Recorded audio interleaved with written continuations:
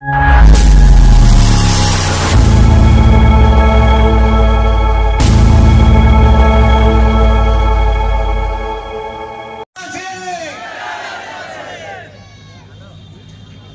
બોલવાનું હતું ને એ તો મારા 3 વાત બોલી ગયા. પ્રભુભાઈ તમે એક વાત બરાબર કરી, પેલી ચાઇનીઝ કહાવત કે કુત્તે કે ભી દિન આતે. સાલું સાચું આપણા પ્રદેશમાં કૂતરાના દિવસો ચાલ્યા છે. વાત સાચી ભાઈ. અમે આ ગુજરાતના હિંમતનગર થી કૂતરો આવેલો એની વાત ચાલતી છે. कहवत कोई खामी नहीं है कि कुत्ते के बिना दिन आते हैं, पर कुत्ते को पता होना चाहिए कि जिस दिन तेरा बाप शेर आ जाएगा कुत्ता तेरा क्या हाल होगा. मारे तो તમને વધારે કઈ કહેવાનું નથી. જેટલું પણ બોલવાનું હતું એ મારા મિત્રો ભૂલી ગયા. આજે જ્યારે રાષ્ટ્રીય જનજાતિ ગૌરવ દિવસના નામ પર ભારત સરકાર વિવિધ કાર્યક્રમો કરી રહી છે, પરંતુ અમારા મિત્ર એક વાત સરસ કરી કે આપણે રાષ્ટ્રીય જનજાતિ ગૌરવ દિવસ નહીં કહો, એમને સંપૂર્ણ ક્રાંતિ દિવસ કહો. કેમ કે હવે ક્રાંતિની જરૂર છે આ પ્રદેશમાં. ભગવાન બિરસા મુંડાજીની 150મી જન્મ જયંતિના ઉપલક્ષમાં ડીએનએચ આદિવાસી એકતા પરિષદ અને આદિવાસી સમન્વય મંચ ભારત મુન્નાજીના જન્મોત્સવનો કાર્યક્રમ કરી રહી છે, જેમાં મારું સૌભાગ્ય છે કે આટલા મારા માટે તો મેં કહું કે ભલે હું અંતિમ ઉંમરમાં મોટો હોઈશ, પણ આનંદભાઈ અને ચેતરભાઈ જેવા લોકો જેને મંચ પર હોય અને એમને વચમાં બેસવાનું મળે એ મારું સૌભાગ્ય છે. ત્યારે આ મંચ પર મારા માટે તો હંમેશા મારા ભાઈ સમાન રહ્યા આનંદભાઈ. એમને હું પહેલાથી જ એક ક્રાંતિકારી નેતા તરીકે અને મારા આઈડિયલ તરીકે ફોલો કરતો આવ્યો છું. કેવા મંચ પર આનંદભાઈ, ચેતરભાઈને મળવાની ઘણી મને ઈચ્છા હતી. ઘણા સમયથી હું એમને મળવા માંગતો હતો. ઘણી વાર એમની વાતો સાંભળી મને લાગતું હતું કે એક દિવસ આ યુવાનને પણ મળવું જોઈએ, કેમ કે એની પણ વિચારસરણી, એની પણ વિચારધારા આપણા જેવી જ છે. આજે મને પણ એમના સાથે મંચ પર બેસવા પડ્યા. એવા ચેતરભાઈ વસાવાજી આદિવાસી સમાજના વિવિધ પદ પર બેસેલા મારા આદિવાસી સમાજના ભાઈઓ બહેનો, જેમના થકી આપણે બધા એકત્રિત થયા છે. દાદરા નગર હવેલીની અવાજ મોહનભાઈ નો એમ કહેવાય કે શિષ્ય, જેમ કૃષ્ણનો શિષ્ય હતો અર્જુન, તેવા જ શિષ્ય છે આપણા પ્રભુભાઈ ટોકિયાજી અને બીજો શિષ્ય છે ઉમેશ પટેલ.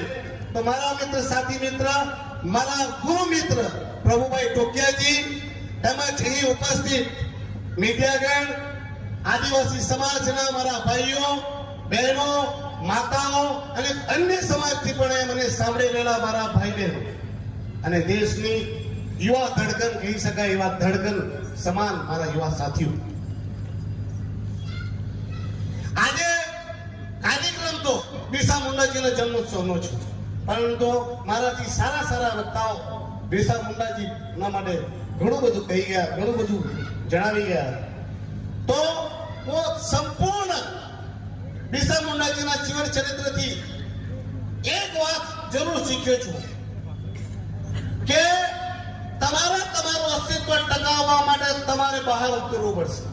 તમારે તમારી બલિ આપવી પડશે, તમારે તમારું યોગદાન આપવું પડશે. અને જો વ્યક્તિ સંપૂર્ણ સાહસથી પોતાનો સ્વાર્થ છોડીને આગળ આવીને લોકો માટે બલિદાન અને ત્યાગ આપવા તૈયાર થઈ જાય, એક મનુષ્ય, સામાન્ય મનુષ્ય પણ ભગવાન બની જાય, એ આપણે જોયું છે બિરસા મુંડાજીના જીવન ચરિત્ર. હું એમને ભગવાન માનવા તૈયાર છું.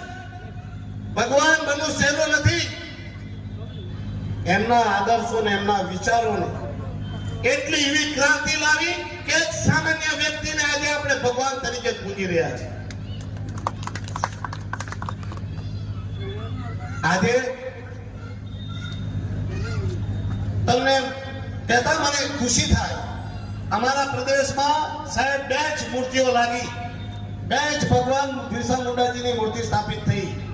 એક અહીંયા અને બીજી અમે લગાવી દમણમાં, અને બંને મૂર્તિઓને સ્થાપિત કરવા માટે હું ત્યાં હાજર હતો અને એમના માટે મારું પણ સમર્પણ રહ્યું. એ મારા માટે પરમ સૌભાગ્યની વાત છે. અમારા દમણમાં તો જ્યારે મૂર્તિ લગાવવાની હતી, દમણનું પ્રશાસન દોડાદોડ કરવા લાગ્યું કે મૂર્તિ નહીં લગાવવાની. અમે કીધું કે મૂર્તિ લગાવશું, લગાવીને જ રહીશું. તમારે જે તોડવું હોય તે તોડી લો. અમે જરી ઉપર બિરસા મુંડાજીની મૂર્તિ લગાવી દીધી, તેનું નામકરણ કરી દીધું, અને આ જ અધિકારીઓ કાલે પગે પડતા પડતા દોડતા આવેલા ફોટા પડાવવા. કેમ કે એમના બાપે ઉપરથી કીધું કે જાઓ 7 દિવસ સુધી તમારે કાર્યક્રમ કરવાના છે. તો એ લોકો દોડાદોડ કરીને ફોટા પડાવવા આવી ગયા. અરે તમે નક્કી નહીં કરતા, તમે પ્રશાસનમાં બેસેલા અધિકારી નક્કી કરશો કે અમારા પ્રદેશમાં, અમારા ગામમાં કોની મૂર્તિ લગાવવાની અને કોની પૂજા કરવાની. અમે તમને પૂછીને લગાવશું. શું તમને પૂછીને અમે પૂજા કરશું? તો ભૂલી જાજો ભાઈ, અમે તમને પૂછીને કોઈ મૂર્તિ લગાવવાના નથી ને તમને પૂછીને કોઈ પૂજા કરવાના નથી. આ અમારો પ્રદેશ છે ને અમારા ભગવાનની મૂર્તિ લગાવી, અમારા નેતાઓની મૂર્તિ લગાવી અમે ત્યાં કરશું, તમે નહીં. હું એક ચોક્કસપણે કહું કે પરિસ્થિતિઓ બદલાઈ હશે, સમય બદલાયો હશે, પણ આજે પણ આપણા લોકો સાથે અત્યાચાર અને અન્યાય તો થઈ રહ્યો છે. આપણા ઉપર જુલમ તો થઈ જ રહ્યો છે. પહેલા ગોરા કરતા હતા ને હવે ભૂરા કરી રહ્યા છે. એટલે કહીએ કે બિરસાજી લડ્યા હતા, गोरों से हम लड़ रहे हैं, प्रशासन में बैठे चोरों से. अरे અત્યાચાર પણ કેવા કેવા, તેમાં સૌથી વધારે અત્યાચાર આપણા આદિવાસી ભાઈ બહેનો ઉપર થયા છે. મારા મિત્ર પ્રભુભાઈ કહી ગયા, એસએસ બોયા સાહેબે આત્મહત્યા કરી. શા માટે કરી? એ જિગ્નેશ કાછિયા, જિગ્નેશભાઈ પટેલે આત્મહત્યા કરી. શા માટે કરી? અરે બિચારી પેલી આદિવાસીની દીકરી બસ કંડક્ટરમાં કામ કરતી હતી, તેને આત્મહત્યા કરવા પડી. આટલું નાની ઉંમરમાં એક ને એક દીકરી આત્મહત્યા કરી ગઈ. શા માટે? અરે પેલો દયા ફળિયામાં જયંતિભાઈ બરફ ભૂલી ગયા તમે? બિચારો ગરીબ પોતાનું ઘર બચાવવા માટે પોતાના ઉપર કેરોસીન લગાવીને સળગી ગયો. કોના કારણે? અને આ પ્રશાસનની નિર્દયતા. આનંદભાઈ, શરમ આવે? એ લોકોને શરમ બી નહીં આવે કે માણસ સળગી ગયો તો પણ તેનું ઘર બચાવ્યું નહીં, તોડી જ નાખ્યું. આજે પણ આ જ રીતે તમને કહું, દીવમાં કલ્પનાબેન જાદવ કરીને છે એક આદિવાસી, એમનું ઘર તોડવા માટે પ્રશાસન એડી ચૂંટીનું જોર લગાવીને બેઠું છે. પેલી બેન લેટરો લખીને પ્રશાસનમાં કહે છે કે આ ઘર તૂટી જાય તો અમારી આત્મહત્યા કરવી પડશે. લીગલ ઘર, પ્લાન પાસ. પણ કેમ? કેમ કે ત્યાં આ ગુજરાતથી જે કાકો આવેલો તેના મિત્રને ત્યાં ટેન્ટ હાઉસ બનાવવાનો છે, તેમને ધંધો કરવાનો છે. એટલે પેલી આદિવાસી બહેનનું ઘર ખાલી કરાવે. ઘર ખાલી નહીં કર્યું તો તેમના ભાઈઓને નોકરીથી કાઢી મુકાયા. આટલો અત્યાચાર આજે પણ આપણા પર થઈ રહ્યો છે. આપણે ભૂલી ગયા આપણા આદિવાસી સમાજના મસીહા જનનાયક મોહનભાઈ ડેલકરે શા માટે આત્મહત્યા કરવી પડી? અરે બિચારાએ આપણા પ્રદેશમાં પણ મોત નહીં મળ્યું. તેને વિશ્વાસ હતો કે અહીંયા મરીશ તો અહીંયા મને ન્યાય પણ નહીં મળે. તેમણે મહારાષ્ટ્ર જવું પડ્યું અને ત્યાં આત્મહત્યા કરી. એફઆઈઆર માં નામ આવ્યું અને આ માણસ, બેશરમ માણસ, એફઆઈઆર માં નામ હોવા છતાં માણસ કડક અસ્ત્રી મારીને પાછો ફરે આદિવાસીના મસીહા બનીને.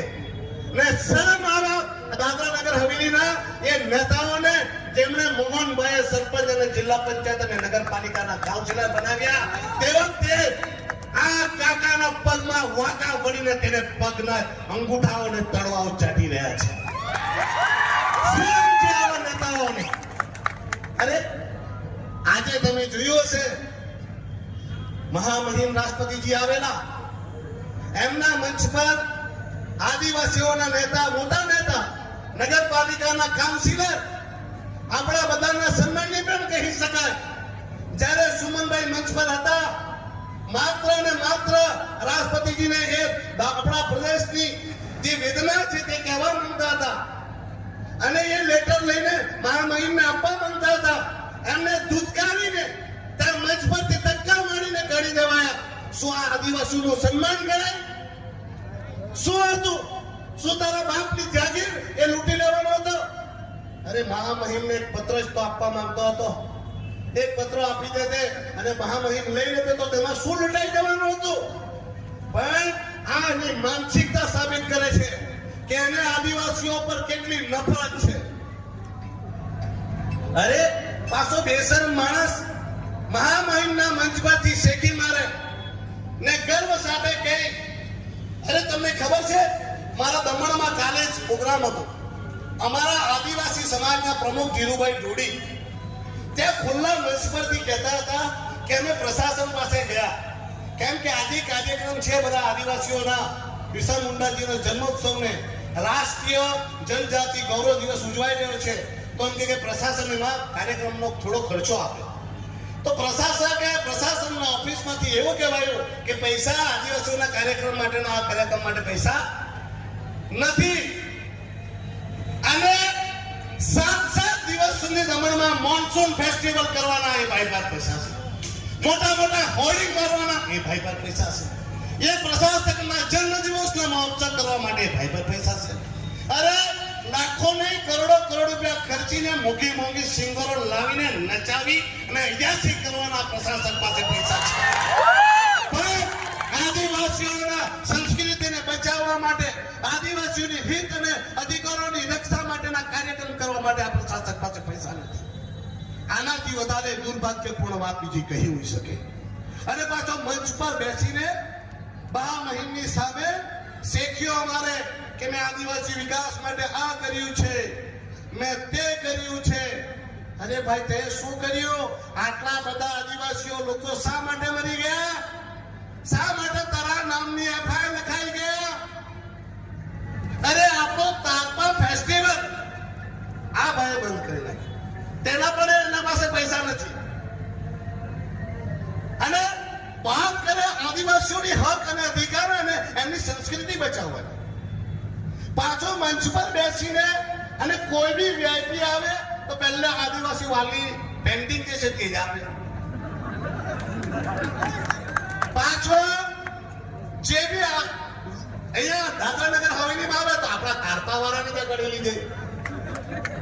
આદિવાસી સંસ્કૃતિઓના ઢોંગ કરવાના, નાટક કરવાના, અને જ્યારે આદિવાસીઓના હક અને અધિકારની વાત આવે ત્યારે ભાઈએ ખેલ કરી જવાનું. અરે મને તો ખરેખર દુઃખ થાય. મને બધા એમ કે તમે ઉમેશભાઈ લખાયા ને, અરે તમને દુઃખ સાથે કહેવા પડે. દમણ દીવમાં એકમાત્ર સાંસદ હું, અને આ પ્રોટોકોલ કે કોઈ બી વીઆઈપી આવે તો સાંસદને ત્યાં રાખવા પડે. અરે મેં લેટરો લખ્યા, બધું જ કર્યું, પણ મને ત્યાં ના રિસીવ ઉપર ઉભો રાખવામાં આવ્યો, ના સાથે મંચ પર રાખવામાં આવ્યો, ના મને રાષ્ટ્રપતિજીના ડિનરમાં રાખવામાં આવ્યો. મંચ પરથી કહું છું. કેમ? કેમ કે લાસ્ટ ટાઈમ બી મને અનંતભાઈ ચેતરભાઈ મને બોલાવેલો નહીં, પણ મેં ત્યાં ઉપરાષ્ટ્રપતિજીને ત્યાં લેટર લખેલા કે ભાઈ આ મને બોલાવશે નહીં એટલે મારા પ્રોટોકોલ પ્રમાણે મને તમારે સાથે રાખજો કાર્યક્રમમાં. તો મને સાથે રખાયો ને મેં 3 જ મિનિટમાં ઉપરાષ્ટ્રપતિજીને બરાબર સમજાવી દીધું. એવો સમજાવ્યો કે આ બધાને લઈ ગયો ત્યાં દિલ્હી. દમણના, દીવના, દાદરાનગર હવેલીના સરપંચ, જિલ્લા પંચાયત, નગરપાલિકા પ્રમુખો, કાઉન્સિલર બધા પહોંચી ગયા. મસ્ત તૈયાર થઈને પાવડર લગાવી. પણ દીકરા હોય એમનો બાપ ઉયવણથી પહેલા ઉપરાષ્ટ્રપતિજીની ઘરે પહોંચી ગયો. એટલે એની જે મનસાઓ કીધી મેં સફર પર પડવાની લીધી. એટલે આ વખતે એને શું કહ્યું કે આ વખતે એને મારું નામ જ કાપી નાખ્યું. દીકરા તું અહીંયા કાપશે પણ તારો બાપ તો દિલ્હી જાય. તું અહીંયા કાકા જેટલા ધૂમ ધડાકા કરવાના હોય તેટલા કરી લેજે, બી બોલશે અને રાષ્ટ્રપતિજીના ઘરે બી જશે અને તારી તમામ પોત ખોલીને આવશે. ને મેં બી મારા જે વિશેષ અધિકાર હનન છે તેમાં કેસ કરી દીધા. એટલે મને એમ થતું કે હું લાલુભાઈ છે કે પગે પડું એ તો પગે નહીં પડા. પાછો ઉપરથી મંચ પરથી શેકી મારે કે આ દમણદીવ ને દાદરા નગર હવેલીમાં અમે એમ કે આટલું રિઝલ્ટ સારું કર્યું. અરે શિક્ષકોની હાલત ખરાબ કરી નાખી. શિક્ષકોને કેટલા શિક્ષકોને કાઢી મૂક્યા. શિક્ષકોનો સમય સવારથી લઈને સાંજ સુધી કરી નાખ્યો. વેકેશનો કાપી નાખ્યા. શિક્ષકોનો પગાર કાપી નાખ્યો. શિક્ષકોને ડબલ ડ્યુટી કરાવે અને પાછો તાલી બનાવે કે અમે શિક્ષકોના બદલાથી એમ કે રિઝલ્ટ સારું લાવ્યું. તું કેટલો ભણેલો ભાઈને પૂછો નહીં. એ તો ઉપર ભાઈ મોદીજી ને અમિતભાઈ છે તેની માયાથી તું દીકરા પ્રશાસક બનેલો. બાકી તુને તો અમારા પટાવાળો નહીં બનાવે. સમજી ગયા? એ પ્રશાસક પ્રફુલ્લ પટેલ તું કાન ખોલીને સાંભળી લે. આ જો તે પદ પર બેઠો છે એ ખાલી ને ખાલી તારી કોઈ મહેનત નથી. આ તો મોદીજી અને અમિતભાઈની મહેરબાની છે કે તું આ પદ પર બેઠો છે. બાકી દીકરા ચૂંટાઈને જોજે. આ બે વાર ચૂંટાયેલા છે. પૂછો ચૂંટાવાથી કેમ થાય. જે દાડે ચૂંટાશે તે દાડે ગર્વથી છાતી ફેલાવીને ફરજે. બાકી ભાઈ તારી હાલત તો પેલા કૂતરા જેવી છે. એવા ગાલીનો નીચે કૂતરો ચાલતો હતો. શું? અને ગાલીમાં બધું ભરેલું અનાજોનું વજન. અને જે ગાલી ઘરે આવી તો પેલો કૂતરો બહાર આવીને પડી ગયો. માને કે પૂછ્યું શું થયો? ભાઈ તને ખબર નથી પડી આટલું અનાજ ખેંચી લાવ્યો. ને કીધું કે ગધેડા તો એ તો આ ગાલીઓ નીચે છાયા ચાલ્યો. આ બે બળદ છે જે વજન કરતા હતા. તેમ આ કૂતરાને એમ થયા કરે કે એની બહુ માયા છે. પણ તારી હાલત તો ભાઈ કૂતરા જેટલી છે. ને કોઈ કૂતરો ગમે તેટલું વાઘનું ચામડું પહેરી લે તે કૂતરો વાઘ નથી થતો. એટલું યાદ રાખજે દીકરા. આ ઉમેશ પટેલ પણ છે તે એટલું તું યાદ રાખજે કે જે દિવસે દિલ્હીમાં જે બે કર્નલ જે લોકોએ તારા માથા પર હાથ મૂકેલો છે ત્યાં છટાઈ ગયો. એટલે દીકરા તારા ટાટિયા ખેંચતા આ બે મારા અવાજ આવ્યા છે. એમને જ એક હાથમાં ટાટ્યો આપીશ. ખેંચતા તું હિંમત નગર લઈ જાવે. ભાઈ તમે હાથી જીતી જઈશું જાય. બાકી આદિવાસી સમાજને ખાલી એક જ પ્રેરણા આપવા માંગુ છું બિરસા મુંડાજીથી. બિરસા મુંડાજીએ એક જ સૂત્ર મને સૌથી વધારે ગમ્યું કે તું સંગઠિત થાવ. શું થાવ? સંગઠિત થાવ.